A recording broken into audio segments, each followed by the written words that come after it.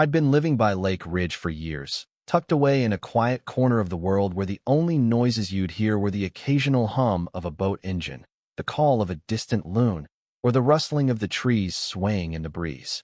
It was peaceful, just the way I liked it. But that morning? Well, that was the morning everything changed. I was sipping my coffee on the dock like I did every morning, watching the sunrise stretch across the calm waters. The lake was my grandfather's legation, old engineer who had built this place from the ground up, including the intricate water control system buried beneath my boathouse. I'd inherited this slice of serenity, and it was mine. But something was wrong. The waterline wasn't right. My boat, sitting at the edge of the dock, looked all wrong. It was tilted, leaning awkwardly, like a drunk at closing time. I stared at it, trying to make sense of what I was seeing. The boat should have been at least 3 feet underwater, but instead, it was practically sitting on the lake bed. I squinted, my mind racing. What the hell happened? I climbed off the dock and walked closer to the shore, and there it was, a trail of boot prints, leading directly into my boathouse. I felt my stomach twist. I knew right away that I wasn't dealing with an accident. Someone had been on my land, messing with my property. And not just anyone. No, this had Karen written all over it. Karen, the HOA president, always looking for ways to control people's lives, to make sure everything on our block followed her strict rules. And my property? Well, it had always been a thorn in her side. My grandfather had made sure our land and water rights were exempt from the HOA's reach. It was one of the many things that had made me the target of her frustration. But this was something else entirely. I approached the boathouse cautiously. The door was ajar. The reinforced lock had been snapped off, like it was nothing. I pushed the door open, and there she was, Karen, clipboard in hand, crowbar dangling from her side. She stomped around like she owned the place, like it was a pirate ship, and she was raiding it for treasure. I could hardly believe my eyes. But what she didn't know, what none of them knew, was that she'd just broken into the heart of the lake's entire water control system. And all it took was one flip of a switch. One little, satisfying flick. That's when the floodgates would open. I wasn't just draining a lake. I was draining her ego, her arrogance, every smug pool party they'd thrown without permission. They were going to get a taste of their own medicine. She wanted to play with floodgates? Well, I'd show her just how deep that rabbit hole went. The day had started like any other, peaceful, calm. The sun barely rising, casting that hazy glow over the water. The birds chirped lazily in the distance. My coffee, just the right hint of hazelnut, was perfect. But that piece shattered the moment I saw the waterline, the boat, and then Karen in the footage. I wasn't the only one who had a history with Karen. She'd been making my life miserable for years, showing up at my doorstep with all her HOA rules and regulations, telling me what I could and couldn't do with my own land. The first time, she brought me a welcome basket with a printout of the HOA rules. I politely declined both. The second time, she tried to cite me for unauthorized shoreline landscaping. I reminded her that I owned the shoreline. The third time, she brought the police, but they laughed when I showed them the original deed, complete with clauses that made my property untouchable. Each time, she dug her heels in deeper. A week before the break-in, I got a letter. It practically hissed at me. Urgent HOA compliance review. She claimed my boathouse posed aesthetic risks and hydrological imbalances to the community. I nearly spit out my coffee laughing. She demanded I attend an emergency compliance meeting, but I wasn't in the mood for her nonsense. I sent it back with a sticky note that read, "Respectfully shove it." That must have been her breaking point. The footage I saw that morning, her and 2 of her board members, Gary the treasurer, and some guy who looked like he worked as a mall Santa prying open my boathouse door with a crowbar. They stomped around the control room like they were on a treasure hunt. Karen even tapped one of the main levers like she had no idea what she was doing. I didn't waste any time. I flipped the switch. The system wasn't some chaotic disaster plan, but a calculated control mechanism designed for emergencies. It would release the water through a secondary channel, bypassing the lake and spilling harmlessly into the old ravine behind the properties. Grandpa had called it the floodgate gambit. One lever, and over the next 48 hours, the lake would drop by 3 to 4 feet.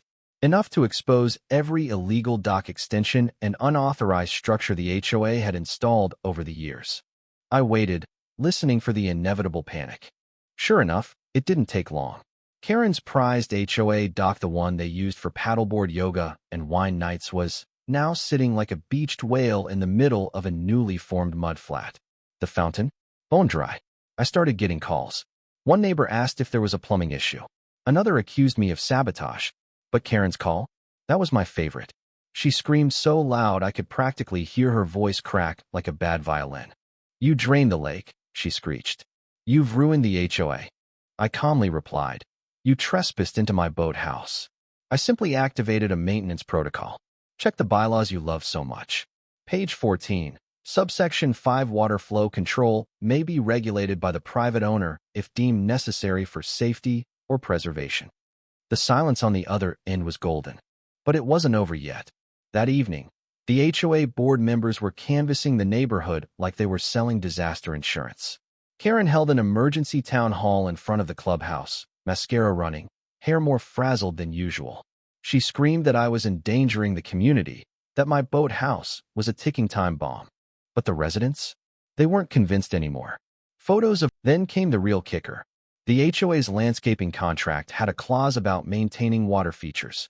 With the lake dropping, they were now in breach of their own contract. The contractor pulled out.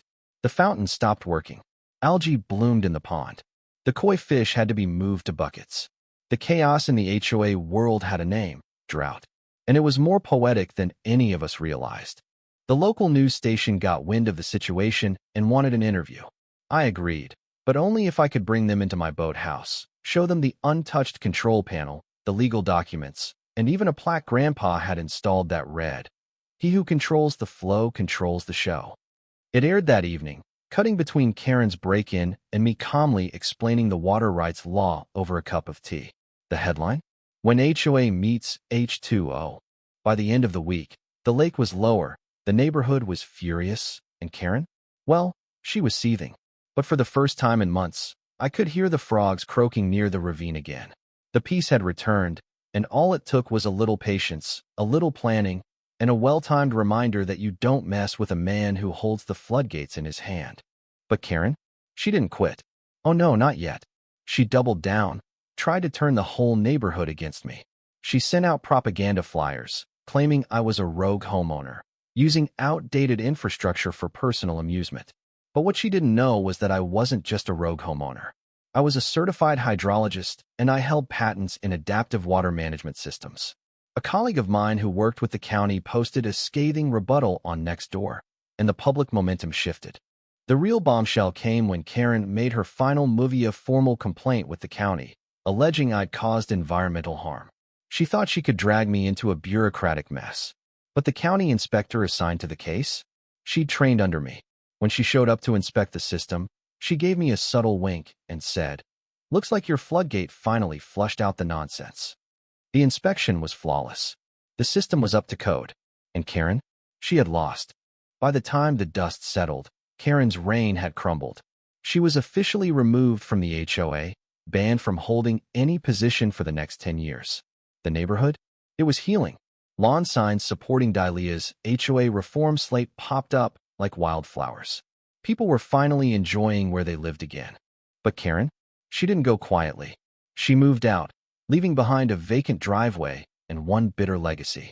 As for me, I was still here, watching over the lake, ensuring the balance was maintained, just like Grandpa would have wanted. And as the spring rains returned, the lake was nearly full again, not out of spite, not out of vengeance, but through careful, calculated regulation. The ecosystem was healthy once more, and for the first time in months, things felt peaceful, natural. I stood on the dock one morning, boots wet with dew, listening to the soft trickle of water flowing from the controlled channel, the sunlight stretching across the surface.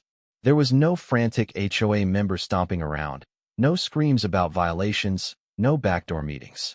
There was just the lake, and a community finally learning to respect the natural flow of things. But Karen's legacy? It still lingered. In whispers. In the lessons we'd all learned the hard way. Because, sometimes, when you know you're right, you don't have to fight. You just have to stand your ground. So what do you think? Was I justified? Was I wrong? Let me know in the comments. Do you think people in power like Karen should have more accountability? And if you've been in a situation like this, how did you stand your ground? Let's talk about it. And don't forget to share this story, because sometimes a little floodgate can make a big difference.